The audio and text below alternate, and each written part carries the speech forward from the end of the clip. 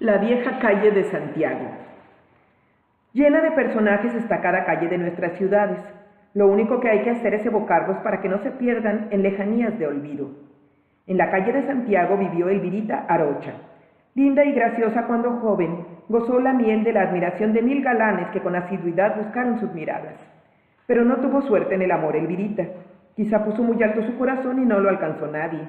O quiso hallar un príncipe azul como esos que salen en los cuentos, sin saber que nada más en los cuentos hay príncipes azules. El caso es que los años se pasaron y no casó Elvirita Arocha. Amigas suyas menos agraciadas encontraron novio, se casaron y fueron felices esposas y muy dichosas madres. Una tras otra las veía Elvirita marchando hacia el altar y ella seguía soltera. Murieron sus padres, quedó vacía su casa. Solo ella la habitaba sin otra compañía que la de una viejuca que había sido su nana.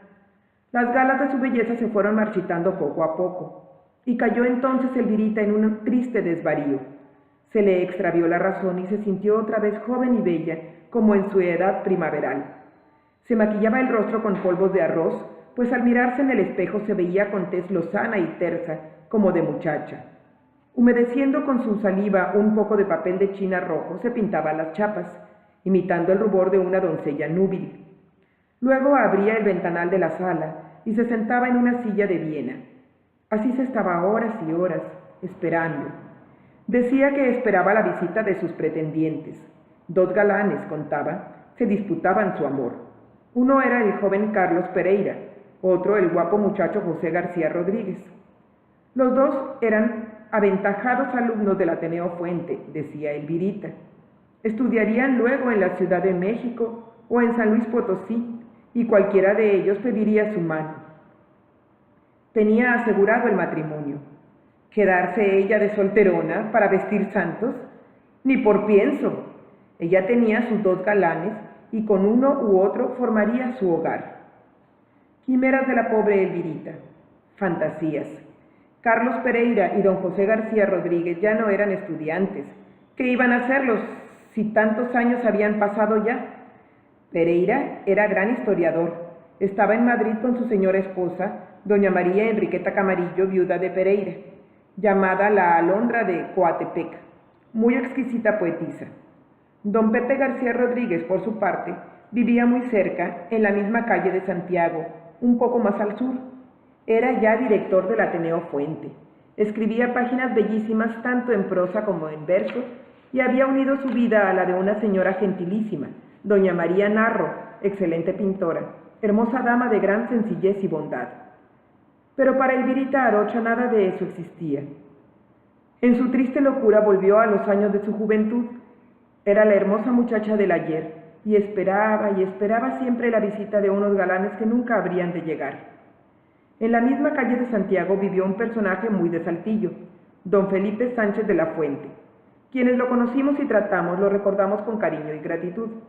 El señor licenciado don Felipe Sánchez de la Fuente era prosopopéyico orador.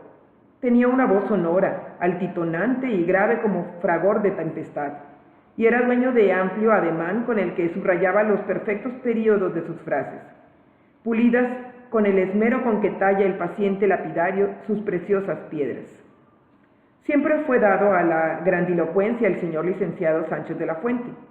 Contaba mi tía Conchita que en cierta ocasión alguien llamó a la puerta. Abrió ella y vio que el que llamaba era Felipe. Así le decían todos en casa de mi abuelo, pues el muchacho era vecino y amigo cercano de mis tíos. Así la tía Conchita lo saludó con familiaridad. «¿Cómo te va, Felipe?» «Perdone usted, amable señorita», respondió él con solemnidad ceremoniosa al tiempo que hacía una profunda reverencia. «¿Se encuentra en casa el señor licenciado Alberto Fuentes?»